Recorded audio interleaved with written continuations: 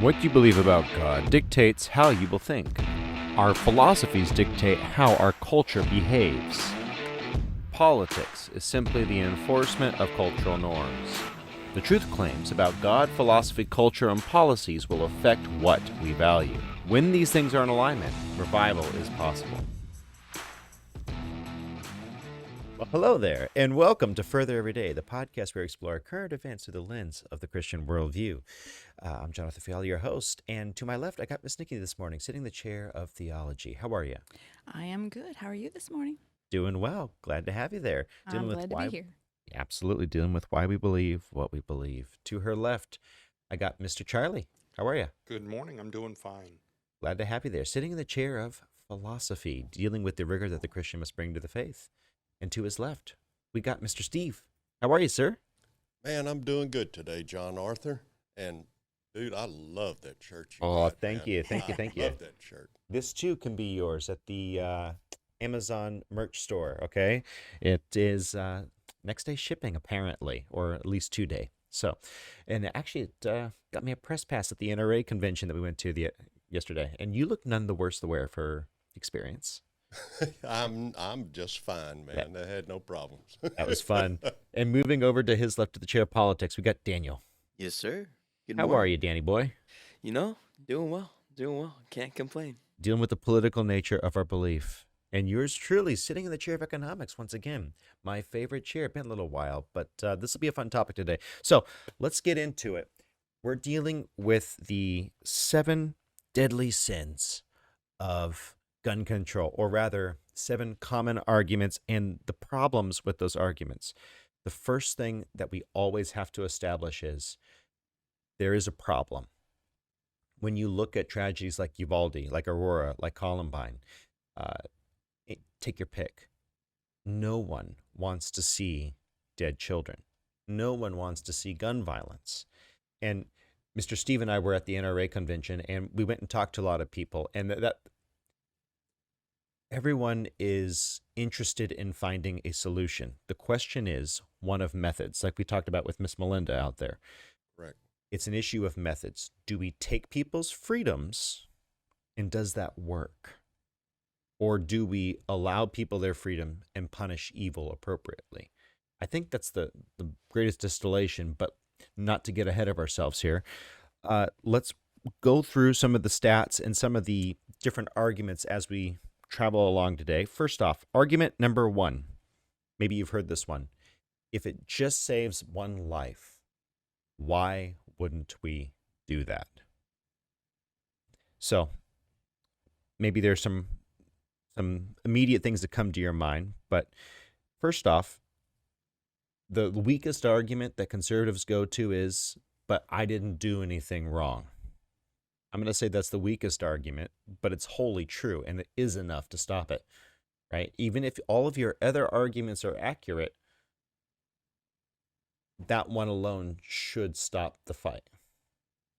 I didn't do anything. Why are you stripping me of my rights? Chair of Theology, do you have a right to self-defense? We've talked about this in a podcast before. You do, and you can find that in Exodus 22:2. Where it talks about if a man breaks into a person's house in the middle of the night and the owner of that house strikes that person and kills him, he is not guilty of murder. And that's because he has the right to defend his home, his property, and his family. Very good. So from a philosophical standpoint, I just want to go to the chair of philosophy, the first blush, and we're going to get into some of the stats and the real issues with if it just saves one life. But before we do, from a philosophical perspective, does this create a falsifiable premise? If it just saves one life, it's worth it.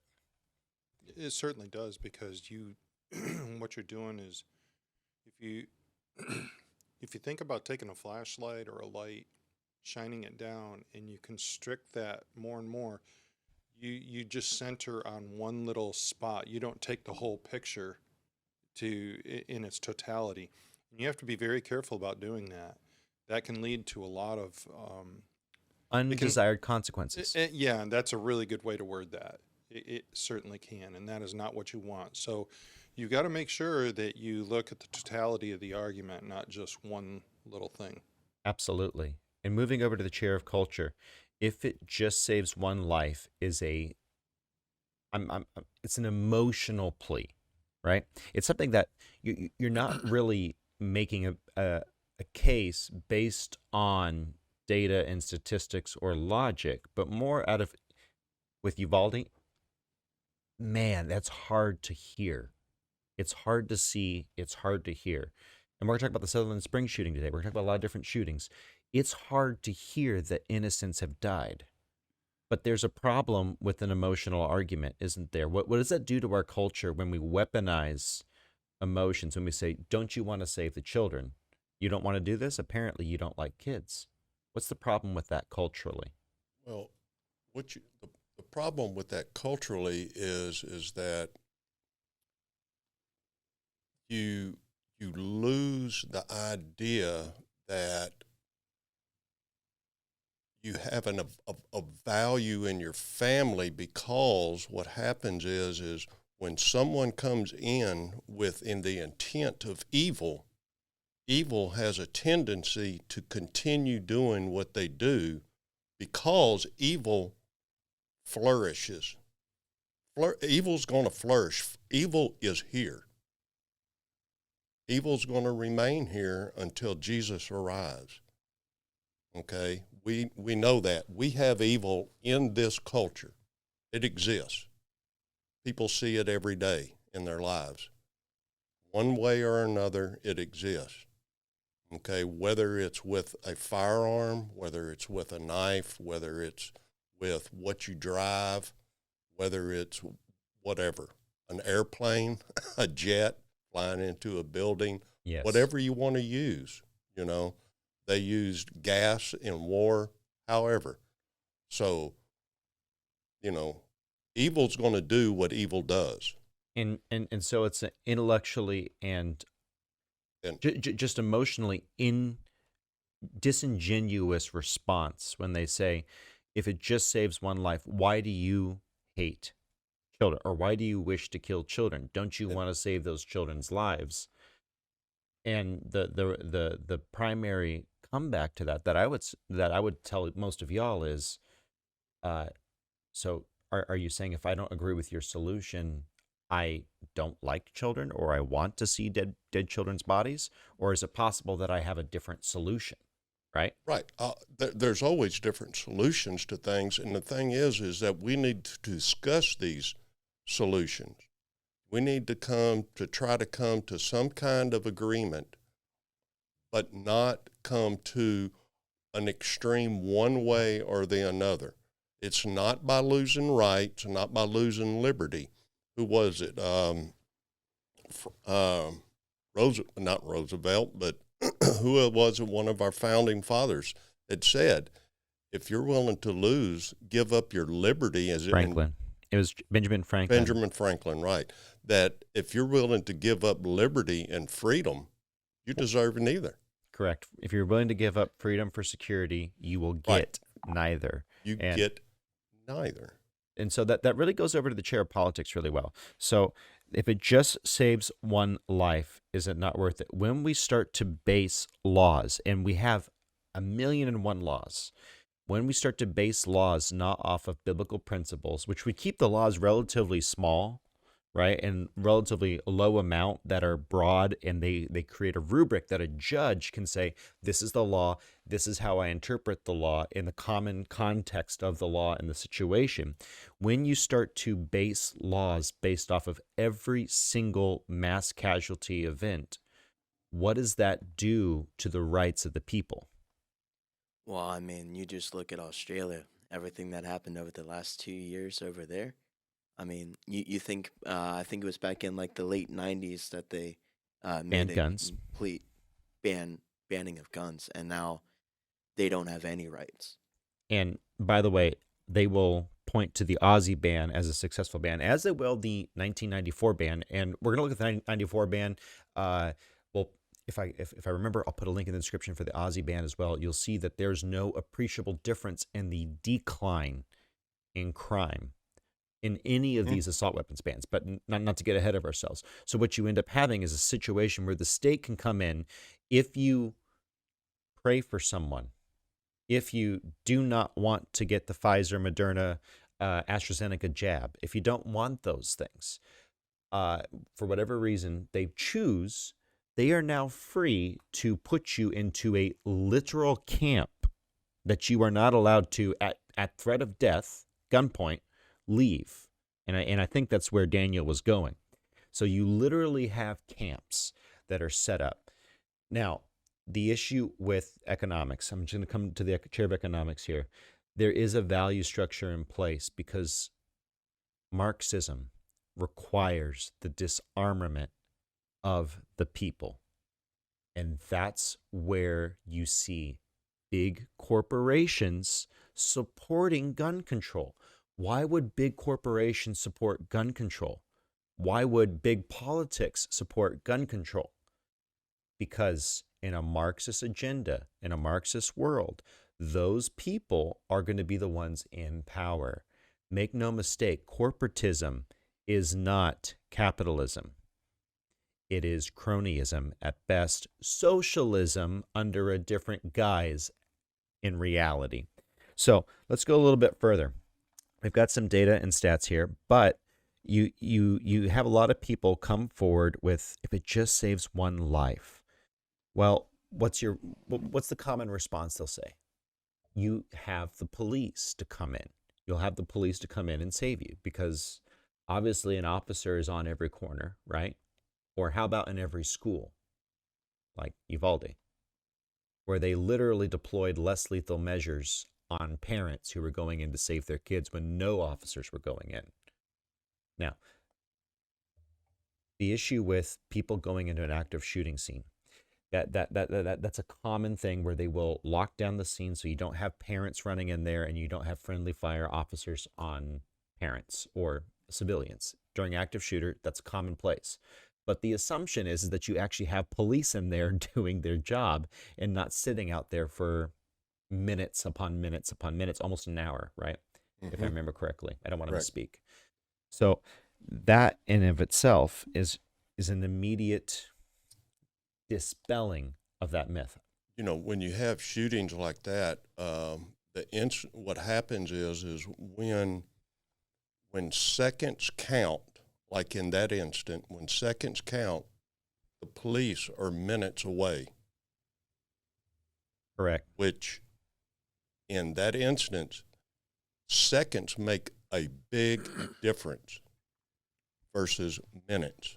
A lot of things can happen in less than a minute. And a lot of things can happen in less than 5 minutes. Because, I mean, that's a proven fact. They have so much video on police files where seconds counted and the cops were minutes away. And in this case, almost an hour. So there's a really good stat for this. You look at how many people where are mass shootings generally carried out? Gun-free zones. In gun-free zones. We have that stat there in the map there. You see 94%. Go ahead and grab that, Mrs. Producer, please. 94% of this is mass shootings. Nope. You got to find the pie graph. Go find the pie graph. 94% of mass shootings are found in gun-free zones. So if it just saves one life, cheer philosophy, does that still hold at this point? Not very well. If it just saves one life. Yeah. So go ahead and, So if it just saves one life, just go ahead and put that on your thought process there. The next thing I want to look at is the NICS system. And if it just saves one life, here's another retort to that. Any of y'all know what the NICS system is? I know Mr. Steve probably does. Yes. National Instant Criminal Background Check System. Has anyone in this room tried to buy a firearm before? Okay, so I'm looking at two hands. how long did it take for you to get your NICS check, Mr. Charlie? It was this was done quite a while ago, and I don't think that it took that long. I think it was around the time that was allotted, 3 to 4 days. 3 to 4 days. Okay, Mr. Steve, you've probably purchased a few more firearms than Mr. Charlie. Yes. Uh, have you ever had a check take longer than 3 days? Oh, it was probably around the same, I would imagine, yeah. So you guys are in the, and we have a stat on this on the NICS system. You guys are in the 80-something percentile category. Go ahead and pull that up, Mr. Producer, please. The NICS check. There are about, I think it's 15% of folks who do not necessarily get it back same day, and 0.7% every year of millions of people, go ahead and throw that stat up, 0.7% of folks who apply for a NICS check every year do not get their firearm. Okay, and it's an erroneous failed check.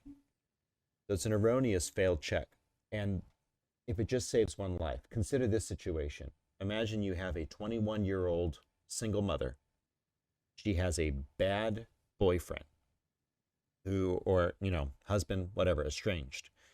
And on her 20s, day after her 21st birthday, goes to buy a pistol. For whatever reason, she's denied that firearm. Think about that for a second.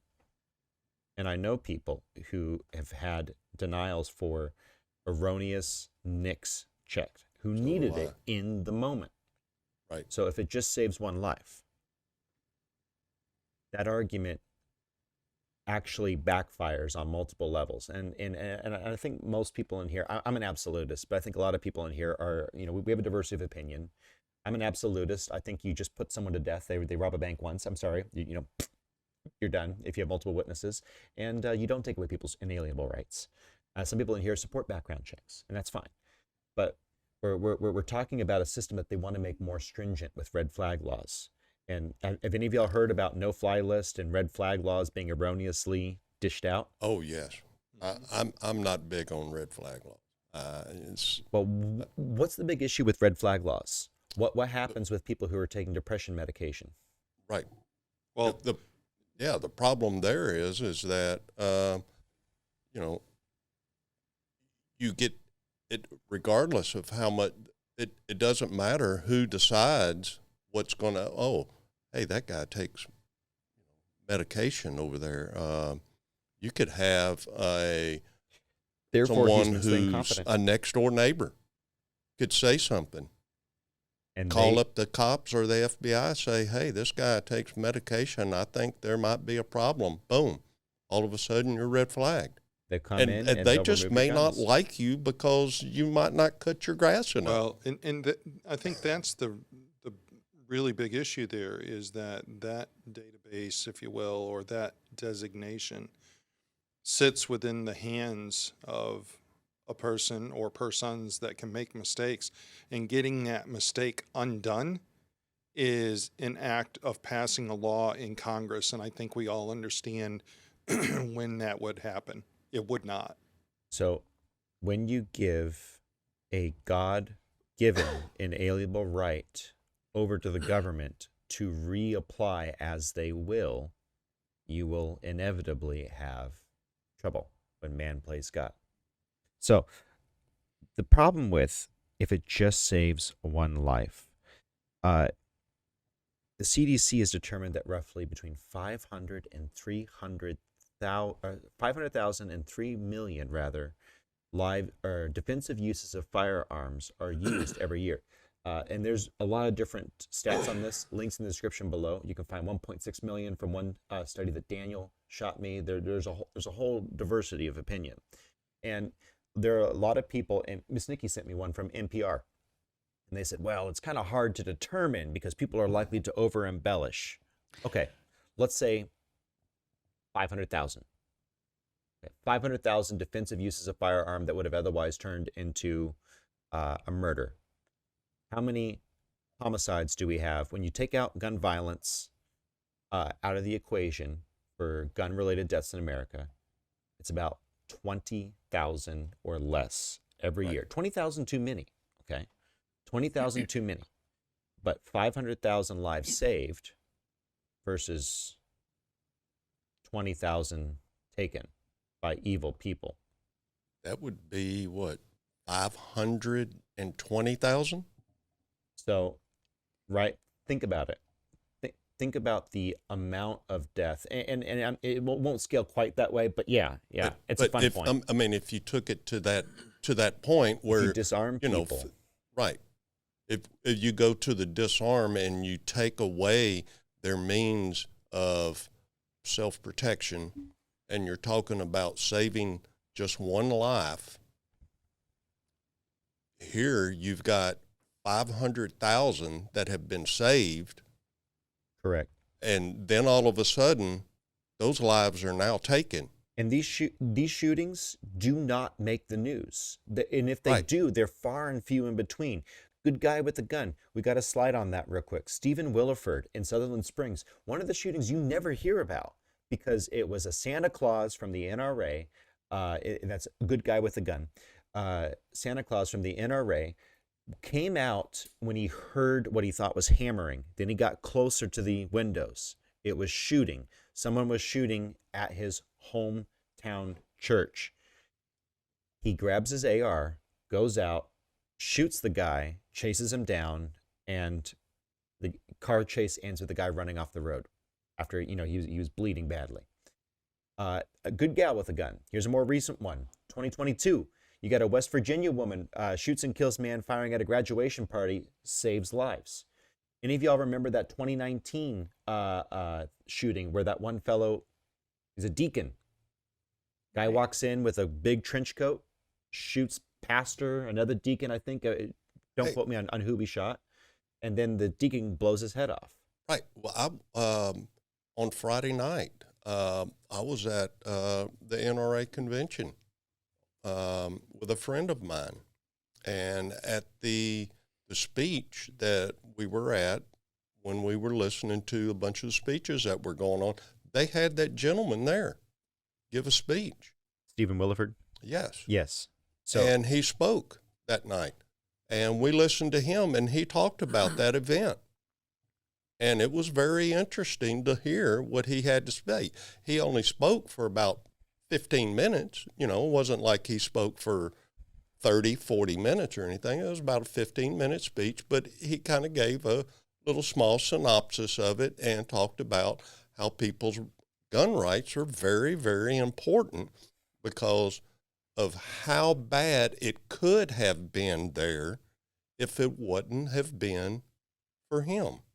So that's really important to note that there is a positive impact in having a polite armed society. Here's a little stat for you. We have a stat on the abuse of parents killing children. Go ahead and throw that stat up, Mrs. Producer. You've got 400 some odd maternal murders. Not talking about in utero here. I'm just talking about children being killed by mom in the year 2020. Both parents being involved. It's 300 something. It's hard to read that stat from here. 400, I think. For moms. Right. For And moms. then it's a little bit less for both parents. And somewhere down there's dad. I and actually another found parent. this very surprising that there were less fathers that killed their children than mothers that killed their children. Correct. Well, here's the thing. That surprised me too. I thought it was like half. Yes. I thought that was At really least. surprising to me. Especially when people talk about how mothers are so much more loving than fathers and emotionally attached to their children. Mm-hmm. But then again, you see that mothers have possession of their children through divorce pretty much 99% of the time. Yeah. Yep. So, And this comports with the abuse stats. Now, I'm just bringing that up to put up another 2020 study. In 2009 through 2020, there were 13,000 some odd shooting deaths and 947 injuries. And in 2020 specifically, there were only 79 deaths with mass casualty, mass shooting events, and 10 wounded. Okay. So does this mean that we should have a draconian measure on parental rights? I don't think anyone's arguing that. Why is it different with guns? It's not an Right. And issue the of the argument will kids. be because you can kill so many people at one time with a gun. That's going to be the argument. That's what they'll come back and say. Correct. Because you can do so much damage with a semi-automatic. And and that's something that I had a conversation with Miss Melinda over at the protest, and it was an interesting conversation. I told her, "Hey, you do understand that, full disclosure, I'm, conservative Christian, gun guy. I'm over at the NRA convention. You do understand that my reload is faster than most people's with 10-round magazines. My reload is faster than most people's 30-round shot. Just string of fire, because." It's not an issue of capacity. It's a matter of training. And then I asked her, do you know about the Virginia Tech shooter? What did he use? A 9mm and a 22, and he was reloading. And that was 40-something students, if I remember correctly. Right. So think about that for a moment. And you have the 1946, I think it's the Jersey Walk of Death. I forget what it's called, but you have a disgruntled veteran walking through town, just shooting and reloading. He had bullets in his pocket, and he was just shooting and reloading. You've got most mass shootings are not carried out with AR-15s. They're carried out with handguns, which you typically see the capacity of being no more than 30, but really it's often 15 or 10. So that immediately becomes a question mark. But you're absolutely correct that that's what they'll come back with. But then you gotta know the stats. You gotta know, how many people actually are killed with an AR-15 every year? It's average 400 to 500. How many people are killed with pistols every year? Average 15, 20,000, somewhere in that range. So You could almost get that in Chicago alone. well, I'm using hyperbole there, but the point is this, and this is the thing that probably aggravates me the most about all the discussion about this. We are so focused as a society and as a government to do something about the gun, do something about the gun, do something about the gun. And this is something that I believe the gun is amoral. amen. It does not have the ability to make a decision to do right or to do evil. The gun is a tool. It's no different than money. Money is amoral. It does not have a decision. It does not have the ability to choose between right and wrong.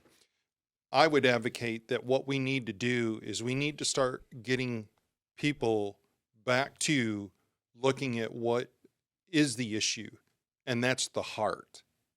That's the heart of people. And we have ripped out prayer out of school. We have ripped out the ability for teachers to read the Bible. And by the way, I'm not advocating that they force this. I'm not advocating that. But I am saying this.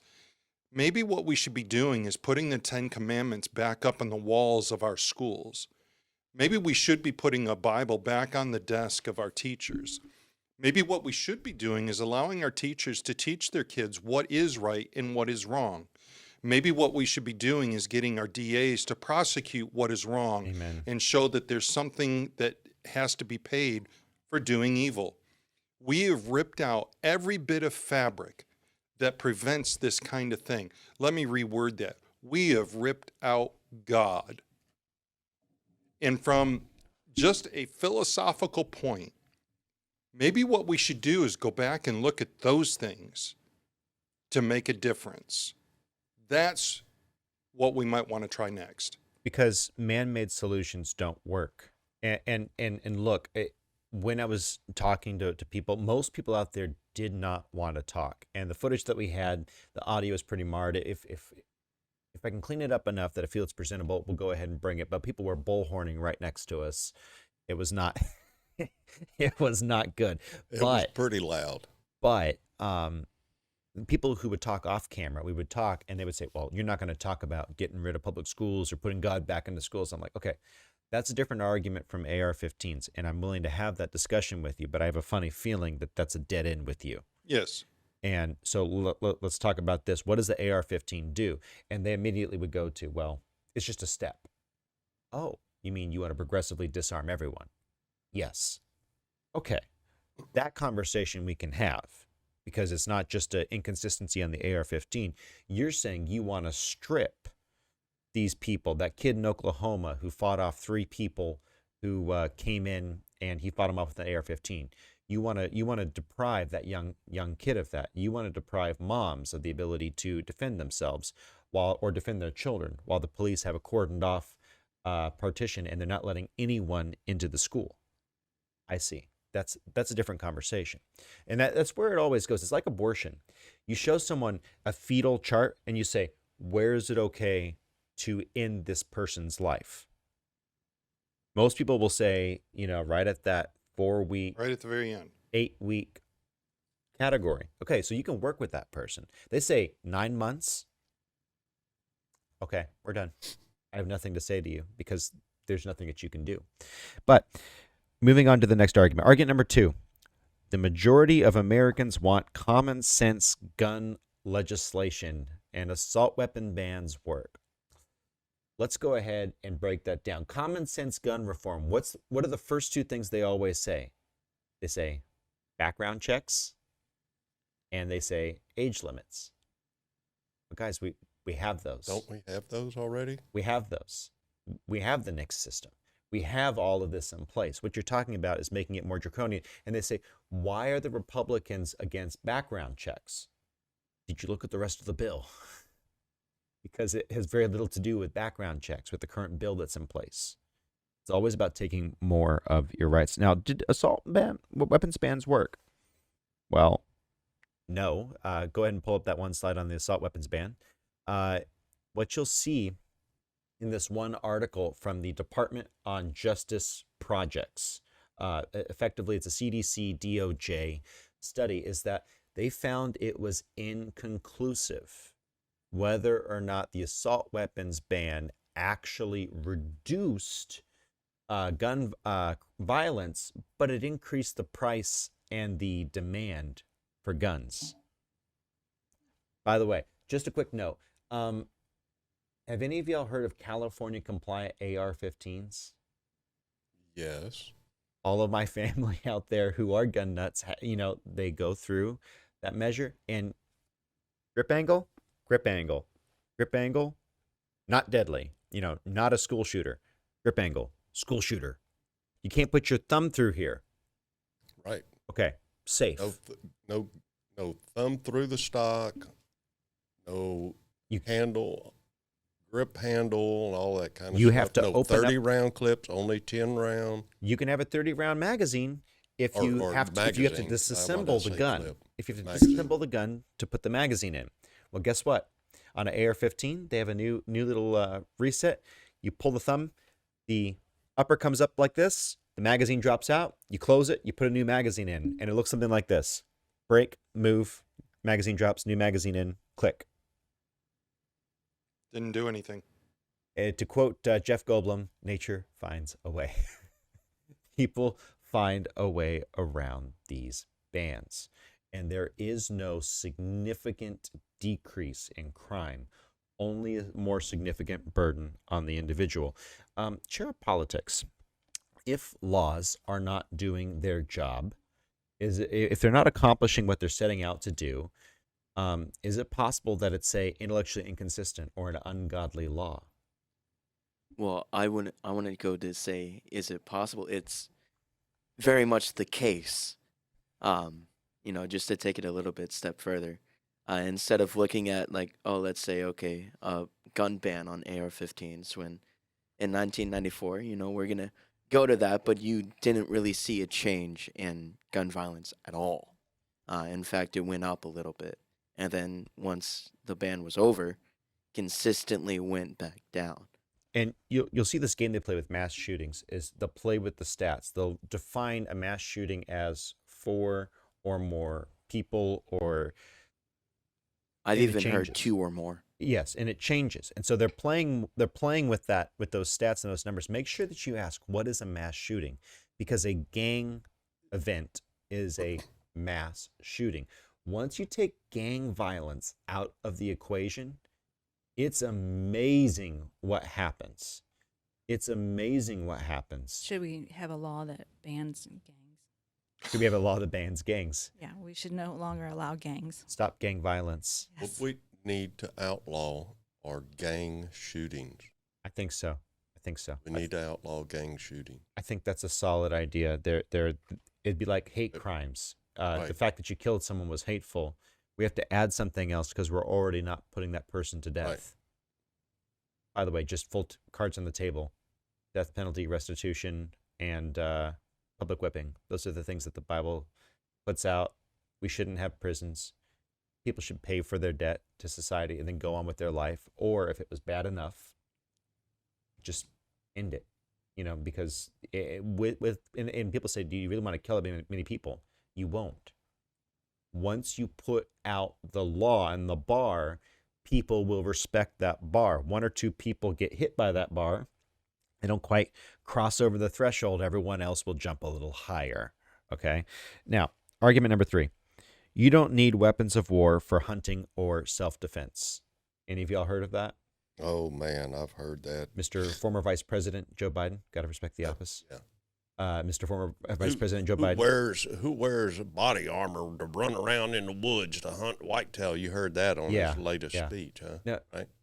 Mr. Former Vice President, that's not for the whitetail. That's for people like you when they come for us and they come for our children. That's for people like you.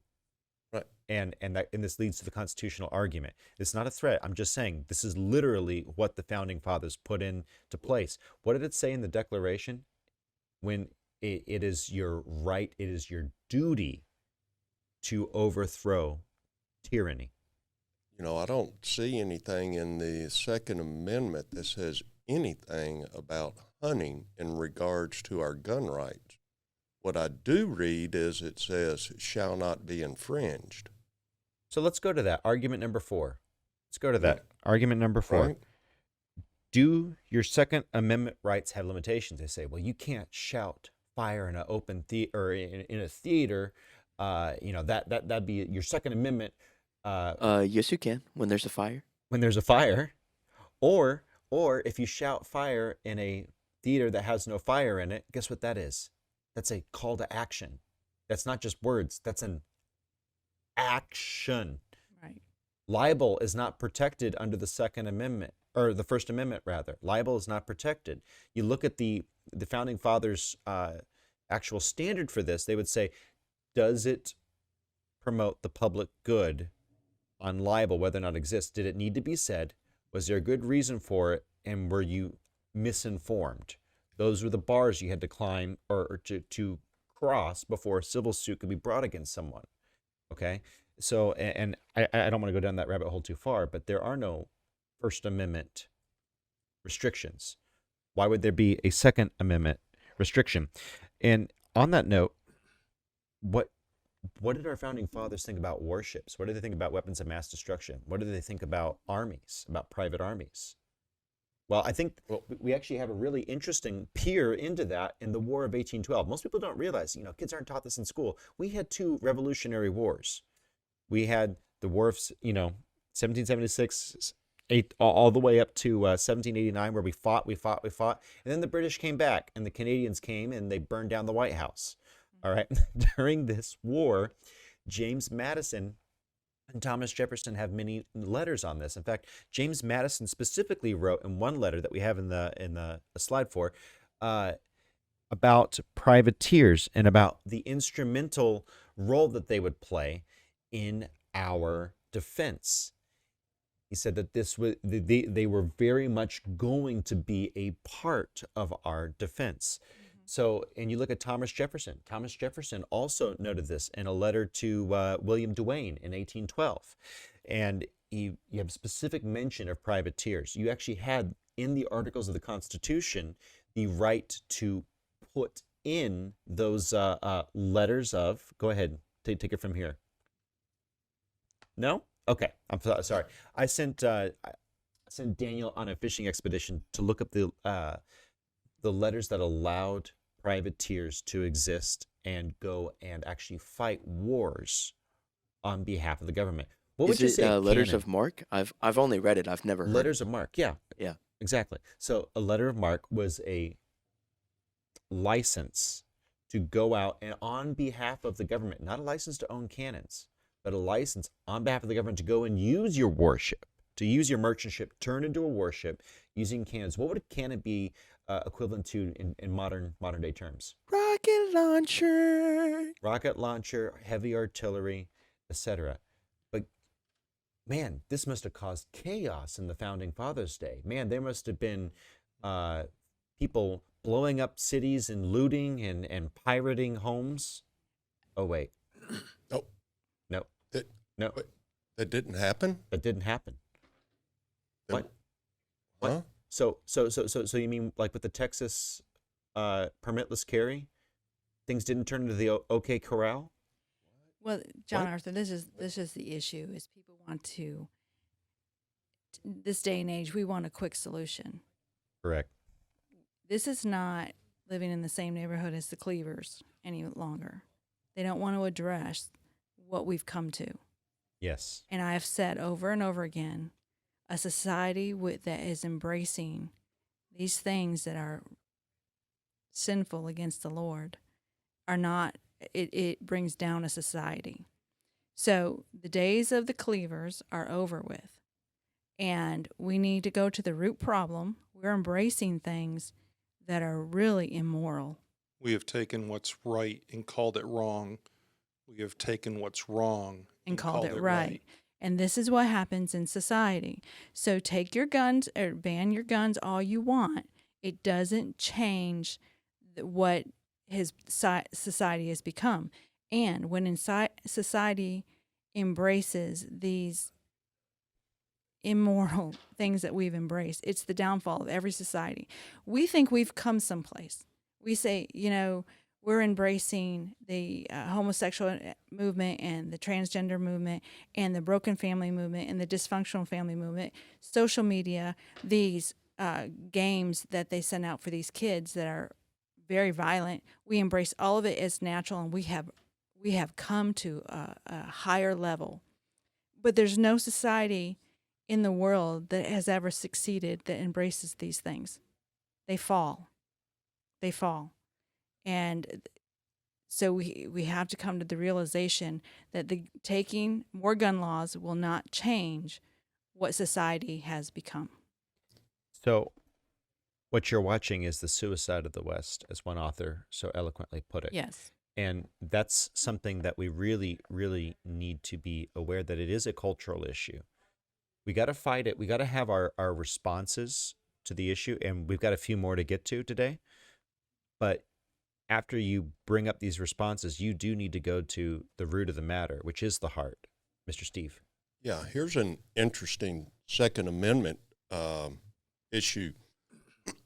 In 1791, okay, we had ratified our Constitution. During that time in 1791, over in France, there was a lot of violence going on, happening at that time, okay? Now, we had just ratified our Constitution. We were given our Second Amendment right to keep and bear arms. Now, in France, like I'd mentioned, lots of violence going on. And during that time, which allowed, because of the government, with them not being able to privately own firearms, and the people not being able to have these firearms, this is what allowed Napoleon at the time to rise up, to take power, and to be the despot that he was and was able to become at that time, because France, now, if you don't believe me, read the history. Yep. Okay? It's true fact. And This is something that I've been told. I found this out Friday night listening to the speech at the NRA convention, and this was from the South Dakota governor when she was speaking at the NRA convention. Yep. She was talking about this at the time. It's something that plays out every time. It doesn't matter which theater, which stage it's playing out on. It always plays out the same. You give man the power to control something that God has given you. Man will always abuse the power of God. Correct. And And that is it something- allowed the government tyranny over the people and allowed Napoleon to do what he was able to do, invade all these other countries. And of course, these countries didn't have the means to protect themselves. Their governments didn't allow it, so all they had were their armies. And, it's just like, why we didn't get invaded in World War II. Because there'd be a gun hiding behind every Blade glass. of grass. Admiral Yamamoto, if I remember Look correctly. at it. We've never been invaded, ever. So, absolutely. And that's the biggest issue is disarming the populace. And that's where they want to start, because you look at Mao, you look at Stalin, you look at Hitler. They had to disarm the populace. You look at Australia. We're watching it unfold before us. Give it 10 years. It's going to get worse in Australia if it doesn't get turned around. We're watching Australia fall right now into tyranny. And the next argument, before we get into some of the more church-bound arguments, because this comes from the church as much from anywhere else. Before we get there, last argument number 5. The Founding Fathers did not consider semi-automatic weapons. They were not aware of weapons that could cause so much damage. Well, may I humbly suggest to you, one shot from a cannon can do a lot more than a semi-automatic rifle. One shot from an 8-pound cannon with a time fuse in it could kill everyone in a church in one fell swoop. Can I humbly suggest that? But number 2, huge grenade, that thing goes off. in 1777, the Belton flintlock was actually considered by Congress, where you could rapidly fire off within, 8 seconds, I believe. The Belton flintlock within 8 seconds. Links in the description below. Many, many rounds with only one reload. So don't quote me on the seconds, but it's fast. It's a fast rate of fire, semi-auto, or potentially full auto chain fire. There's some question on the history because it never got adopted because Belton wanted way too much money to deliver the first 100 semi-automatic or the repeating muskets. This is in 1777. This is before the Bill of Rights. So that argument right out the window. Founding Fathers didn't consider it's a different world. The more things change, the more they actually stay the same. Now, argument number 6. This is going to go right at the chair of theology first. Are you not pro-life? How is killing someone the right answer? I want to start with the chair of theology, and then we're going to hop over to philosophy here. But I don't think that it's the act of I want a gun so I can kill myself or kill somebody. I want a gun because people who want to commit crime are looking for vulnerable people, and an armed person is not vulnerable. It's not an easy target. I think that you can research what criminals point at when they go to rob. Have you ever heard of anybody walking into a police department and shooting the place up? I mean, if there's going to be a presence of somebody there with a gun, there's going to be a hesitation. That's what the whole thing about owning a gun is about. It's not that you want to take a gun and you want to kill somebody, or it's about if I need to, I can. But a lot of times, if you have a gun, it's going to deter somebody from committing a crime against you. That's where the self-defense a lot comes into. correct. And it's about saving lives. It's Yes. always about saving or protecting life. And preventing things, preventing crime. Correct. And then the chair of philosophy, I want to get your take on this. How are you pro-life, but you're in favor of taking a criminal's life? Does that make you pro-death? Chair of philosophy, what would be your response to this? Well, no. The answer is no. When Boy, there's so much that we could get into, I and know, just I know. We're this little topic. We could go hours. we're at the end of our time, but Yeah, but no, it does not. And when you look at the right to defend, and I'm going to approach this a little more from a theological perspective of the Luke 11:21 verse. I think is really good there. When a strong man armed keepeth his palace, his goods are in peace. We've talked about the tyranny issue, and one of the things that was going through my mind is water likes to flow to the path of least resistance. Well, quite frankly, that's what evil does. Evil goes to the path of least resistance. If you think about what happened in Uvalde this last week, you're talking about somebody that wasn't confronted at all. correct. And not just from a physical standpoint, I'm talking from a human standpoint. He literally said, "I'm going to go to a school to Yes. shoot it up." Think And- about that. and there The was no Aurora, Colorado resistance. shooter went past multiple theaters. He went to one that had a no gun sign. Least resistance. Absolutely. That's, I mean, for this particular question that you're asking, that's about all the time I've really got to get out. But Correct. this could go so deep. So, and again, my question is always, how does me allowing them to take my life a thing? So that leads us to turn the other cheek. That leads us to turn the other cheek. Let's go ahead and look at that. Because people say, didn't Jesus say to turn the other cheek? Doesn't that make you a pacifist? Shouldn't you be a pacifist if Jesus said to turn the other cheek? Well, Christ also talked about a strong man keeping his place, and his goods are in peace. That's Luke 11:21. But let's look at the turning of the other cheek. You know, that verse, it was in a chapter. You know, that chapter was in a book, and that book is in a compendium we call the Bible. The plenary interpretation of the scripture is really important here, which if the plain holistic reading, you read the whole Bible as it is written in the context of all the other passages. But Daniel, can you go ahead and get for me Matthew 5:38 through 41? That is the context. This is on the Sermon on the Mount. Go ahead and get that for me, sir.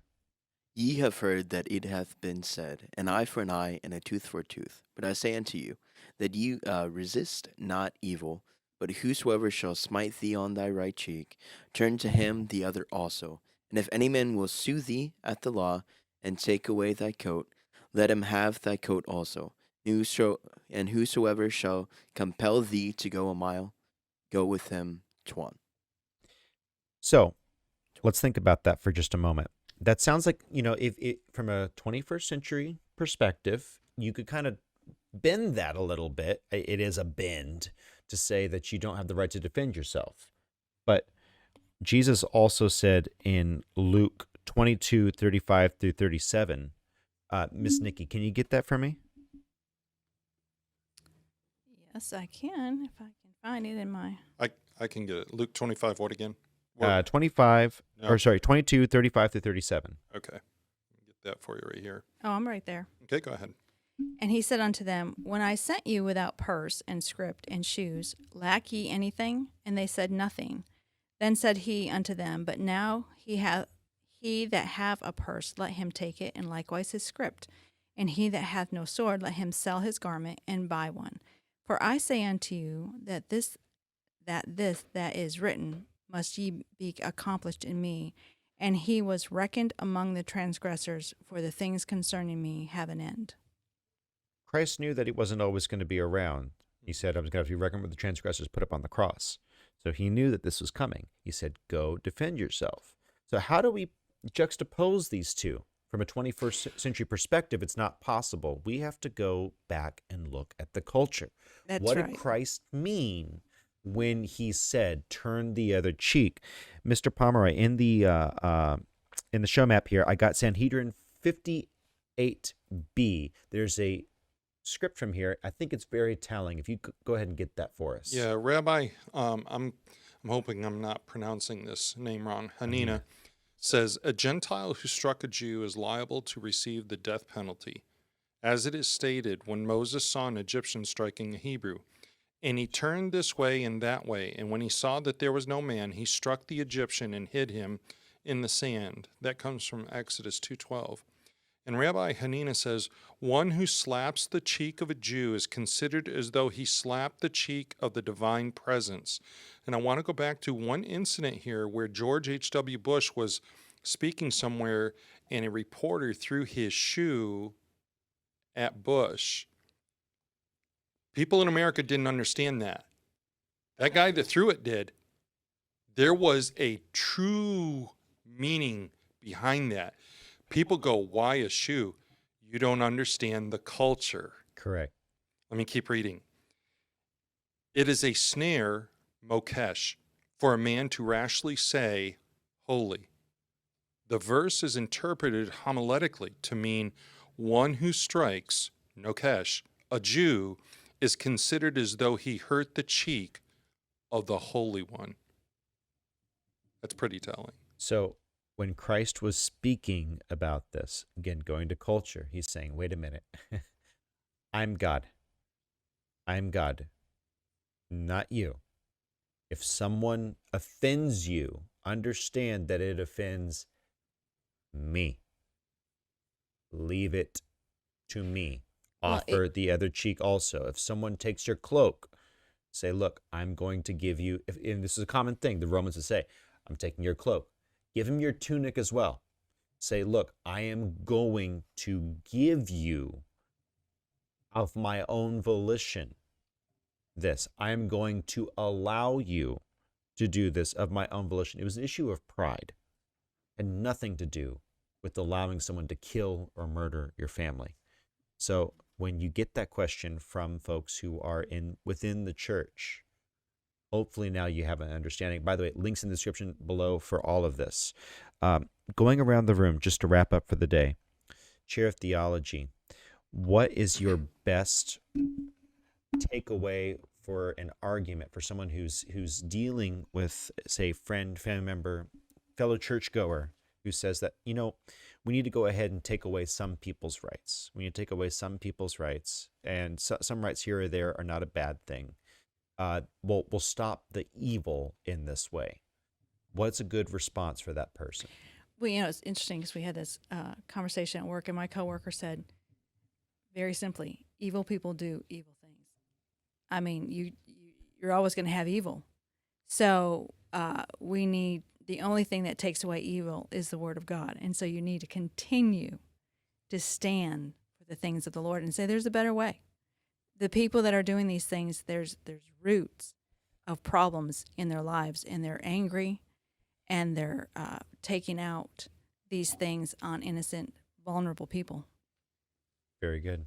Very good. Moving over to the chair of philosophy, what would be your takeaway? People say, look, we need to go ahead and reevaluate the inalienable rights that God has given us because people are getting hurt.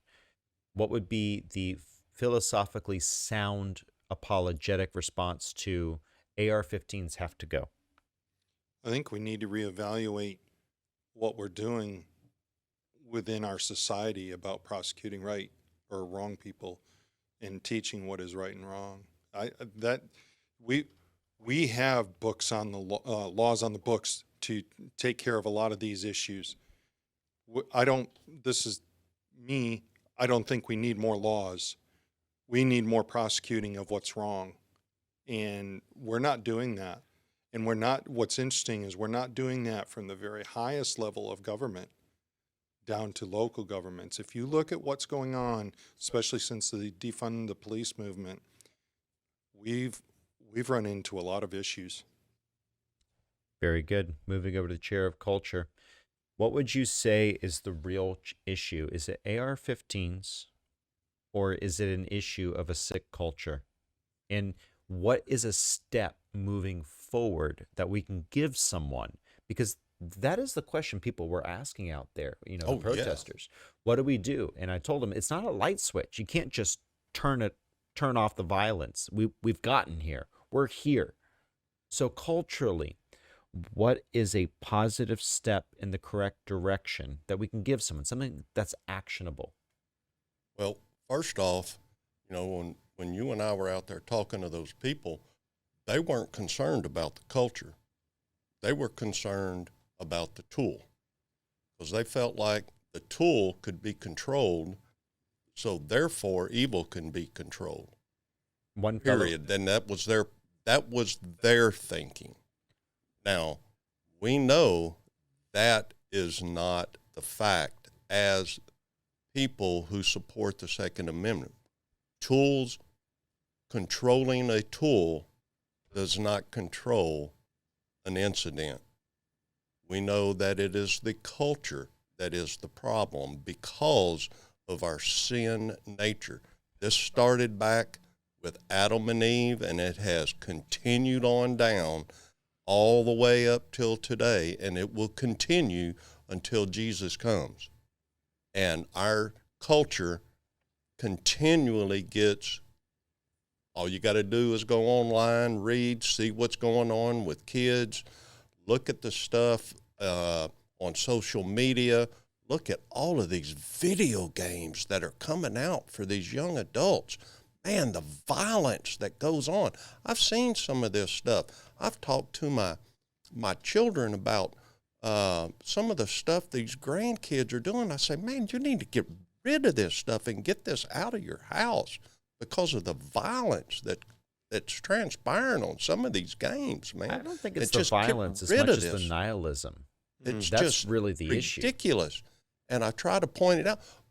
They don't notice it because they're doing their stuff, because of the nature of young parents. I have a tendency to notice it because I'm a grandparent now, and I'm, pay more attention to it. And, two parents, you're working and you're doing your thing, and your kids are, come home and they're doing their thing. So, but, it's getting rid of those kinds of things out of your house to mute that and try to cut down on it. And it's the culture that causes the problem. It's absolutely an issue of culture. And again, I don't think it's so much the violence as the nihilism. I mean, that's really the issue, the pure, utter disregard for human life Nihilism, being inculcated. which flourishes in our culture. So the chair of politics, we have tried to fix this with politics. When someone comes and they say, we need to get rid of AR-15s in a policy level, what's a good response to them? Well, I would say first off, no. Again, like you look at the statistics, we've already pointed this out. 94% of mass shootings happen in gun-free zones. I don't know the exact percentage of that are committed with specifically AR-15s or semi-automatic rifles, anything like that. I don't know, but I would imagine it's less than half of mass shootings are committed by semi-auto or with semi-auto rifles. That makes sense. But I mean, honestly, what I would say is just our policies aren't working. Because they're not. Because it is not God ordained, it will never work. Banning guns, it will never work. Because it's what intellectually could inconsistent. possibly work is spending, I don't know, maybe $40 billion on 100,000 something schools we have in the U.S. Making a security there, or at least allowing the teachers and faculty of the schools to have guns. A little bit of culture war there with the Ukraine bill, but I'll let it slide. Yeah. I'll let it slide. Okay. I was trying to go unnoticed I there, saw, but I saw what you did there. So, from the economic perspective, remember what they're trying to do.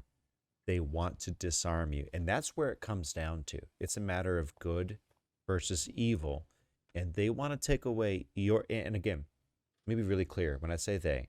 I'm not talking about folks who hold gun control as a view.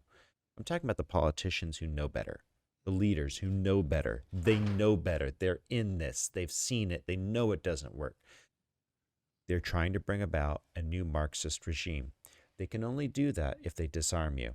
They can only do that to disarm you. Next week, we're going to be talking about how gun control was originally concocted to disarm a specific group of people.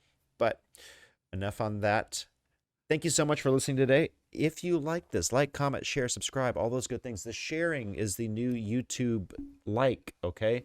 Go ahead and share this. Just the clicking on the share is a good boost for the channel. Make sure you get Further Everyday shirt if you are so inclined on Amazon.com/merch. Look it up. And you'll find Further Every Day. We got baseball tees. Mrs. Producer has a nice T-shirt. There's premium tees, the nice poly blends, and et cetera, et cetera. Helps us out. Doesn't give us much money, but at least lets people know what you're listening to. Now, if you didn't like this, smash that dislike button twice. Love you all so much. Bye-bye. Bye. Bye. Bye. All right. Final thing for you. Favorite gun control argument for how poorly concocted it is. What is your favorite or least favorite gun control argument? So, bad arguments. What's the one that sticks out the most to you, Miss Well, the Nikki? worst argument is that if we ban this, we'll save on the crime. If we ban assault weapons, we'll save on crime. That's a But what is terrible. an assault We've weapon? already proven that. Going over to the chair of philosophy. Yeah, the banning guns will save lives. Absolutely asinine. Chair of culture. People don't need weapons of war. People don't need. What is a weapon that's not of war? I mean, I'm just asking. What is a weapon that's not of war? It's some, Jellyfish some launcher. neutered thing. Exactly. It's like a wet noodle, like a wet noodle. Do you want me to have a wet noodle? No, I no, mean, no. You can do some serious damage with wet noodles. Chair of Think about politics. it. Favorite gun control argument, or least favorite rather? Oh my gosh, I don't even know. There are too many bad ones out Pop there. one out there. Man. Well, what was the first murder, John Arthur? Oh, that was the first thing so I asked this lady at the NRA, Miss Melinda, really good conversation. She thanked me afterward for having a rational conversation. We had a really good combo. But I was telling Daniel before the show, again, the audio from that was so bad because people were bullhorning next to us. I'll see if I can save it.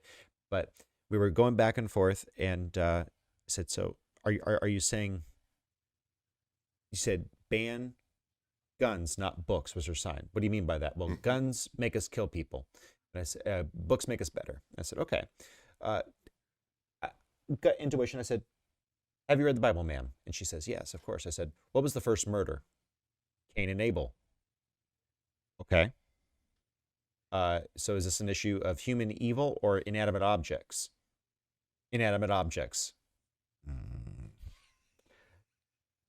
It was still a good conversation. She was really sweet. But there is a problem with that. Cain and Abel didn't have We're gonna guns. ban So, spoiler. weapons of rock.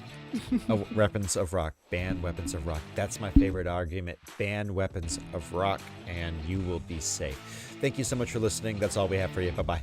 Bye. Bye.